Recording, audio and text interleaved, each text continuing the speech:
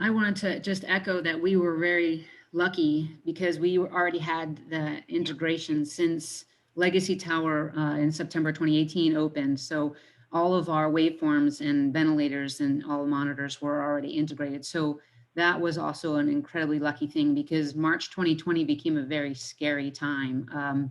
It's you have to have agility and flexibility within a very large team, but most importantly, we needed to keep our staff free from disease while they cared for the diseased.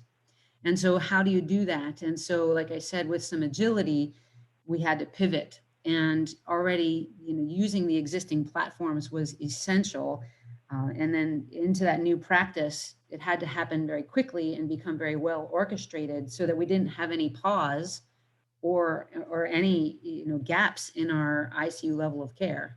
So as an attending at the bedside, I need to care for that patient the same way the day before lockdown and the day after lockdown. And then as we became even more COVID units opened and we became even an adult hospital at times with adult COVID patients in Texas Children's Hospital, the flexibility needed to continue. But the quick pivot to using sickbay in a manner that brought all of the knowledge sharing together in a quick fashion was essential. So, an example, we usually, in an old fashioned kind of way, 10 or 12 of us would round every morning at 6:15 at each bedside with the patient at the center of rounding, as you can imagine. And then you'd have to have all the expertise at that bedside, surgical, intensive care, pharmacy, nursing, everyone at the bedside.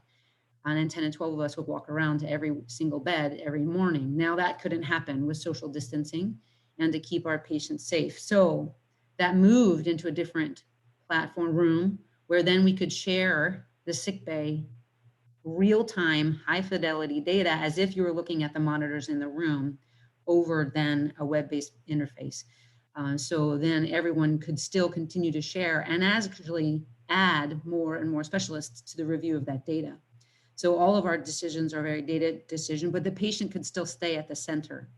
And so as you're speaking and presenting a patient, the sickbay data is across the screen in real time. And that, continued, that allowed us not to have a single pause or gap in our care. And that was essential. So that clinical distancing rather than social distancing, allowed us to care for those very highly critically ill children and adults and not change any quality of care. So, and keep our staff safe because they needed to continue to work. And as our census grew and grew, we needed to continue that. So that's how we did pivot. And like I said, really fortunate. And sickbay became, instead of the historical review, as I talked about pre-COVID, it became front and center, continually keep the patient in real time, and real-time data review was really incredible. And then the 10 to 12 patients who were, or 10 to 12 providers who were rounding on that patient really grew to 20 and then 40. And now we can have patient conferences up to 112, 120 patient, providers and specialists all reviewing the data at one time in real time. And that's an incredible addition to our practice that has allowed a lot more collaboration and knowledge sharing. So hopefully that answers that question. And Emily, looking